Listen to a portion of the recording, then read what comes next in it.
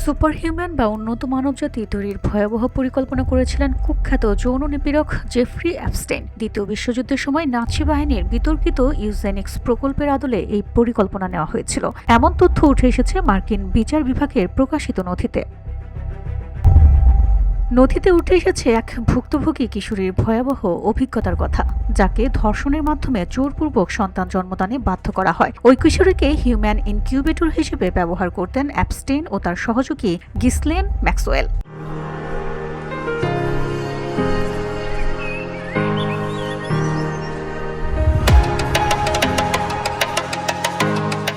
Science fiction বা বৈজ্ঞানিক কল্পকাহিনীতে আলোচিত সুপারহিউম্যান ধারণাটি দ্বিতীয় বিশ্বযুদ্ধের সময় ইউজেনিক্স প্রকল্পের মাধ্যমে বাস্তবায়নের চেষ্টা চালায় নাৎসি বাহিনী। এবার একই ধরনের অভিযোগ উঠেছে অ্যাপস্টেইনের বিরুদ্ধেও। মার্কিন বিচার বিভাগের প্রকাশিত নথিতে দাবি করা হয়েছে সুপারহিউম্যান তৈরির জন্য সুপিরিয়ন জিনপোন ধারণা বাস্তবায়নের কাজ করেছিলেন তিনি। এর অংশ হিসেবে অপ্রাপ্তবয়স্ক মেয়েদের জোরপূর্বক গর্ভবতী করার পরিকল্পনা করেন অ্যাপস্টেইন।